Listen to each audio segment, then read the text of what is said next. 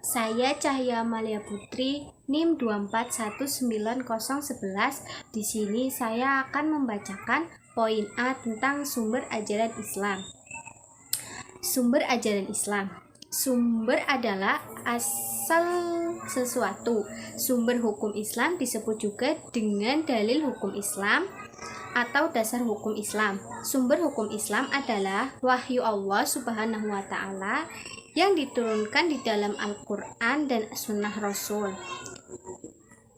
Jika kita telah ayat-ayat Al-Quran yang berhubungan dengan hukum, ternyata ayat-ayat yang menunjukkan hukum-hukum yang agak terperinci hanyalah mengenai hukum ibadah dan hukum keluarga.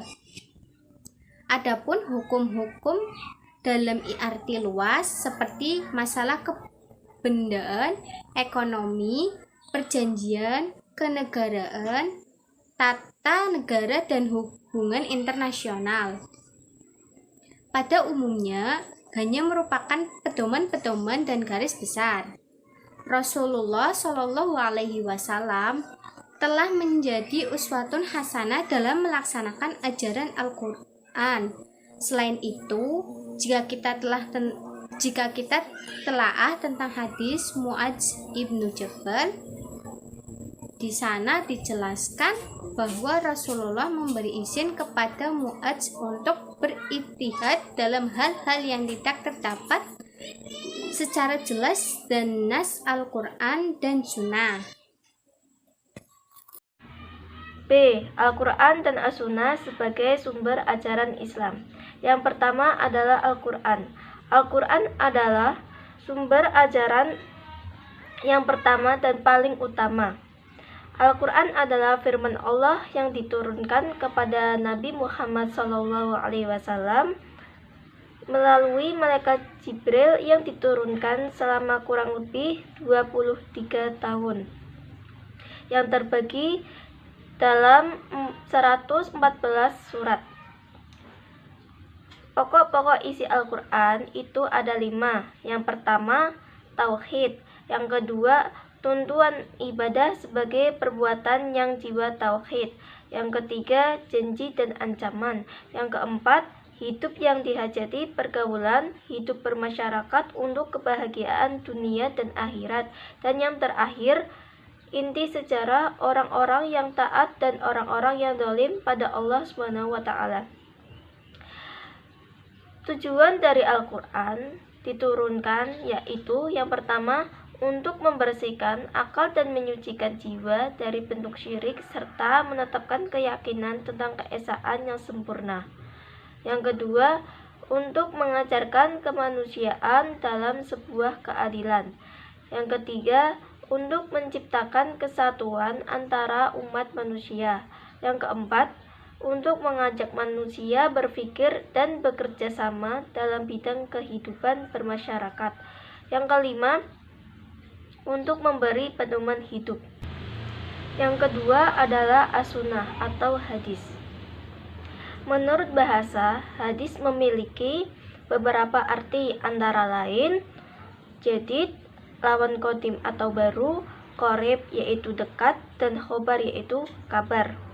Menurut istilah para ahli hadis ialah segala ucapan, pembuatan, segala keadaan Nabi Muhammad SAW. Ya. C. Ijtihad sebagai sumber ajaran Islam. Yang pertama, pengertian ijtihad. Ijtihad menurut bahasa ialah pencurahan segenap kesanggupan untuk mendatangkan sesuatu dari berbagai urusan atau perbuatan.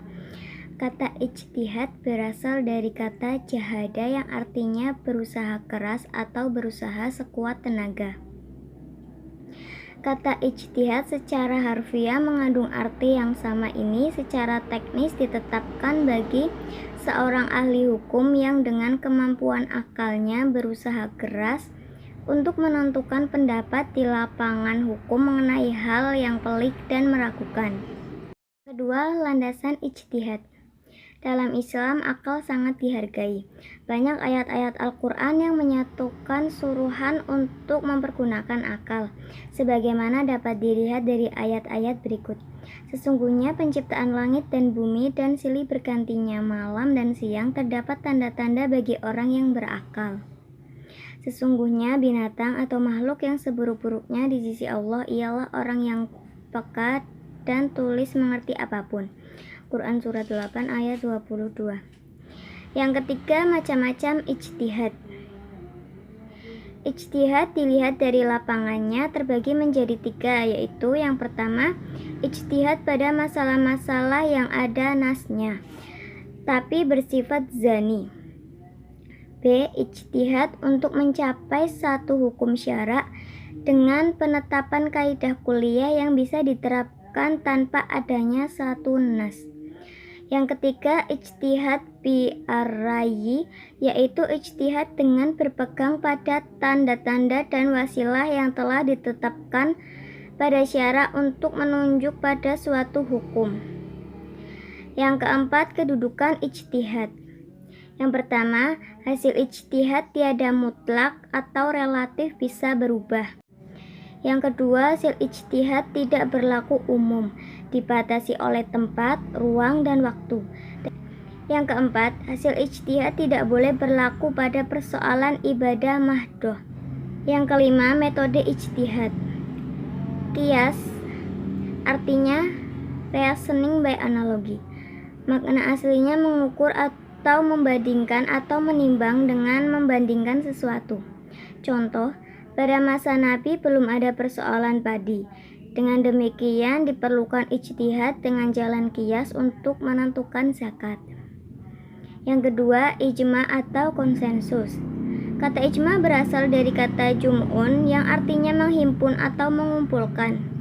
Ijma mempunyai 2 makna, yaitu menyusun dan mengatur suatu hal yang tidak teratur. Oleh sebab itu, berarti menetapkan dan memutuskan suatu perkara. Dan berarti pula sepakat atau bersatu pada pendapat. Persetujuan pendapat berdasarkan hasil ijma ini contohnya bagaimana masalah keluarga berencana. Keempat adalah mursalat. Al-mursalat artinya keputusan yang berdasarkan guna dan manfaat sesuai dengan tujuan hukum syara. Kepentingan umum yang menjadi dasar pertimbangan maslahat al-mursalat ialah menolak mafsadat atau mengambil suatu manfaat dari suatu peristiwa. Contoh metode ini adalah tentang khamar dan judi.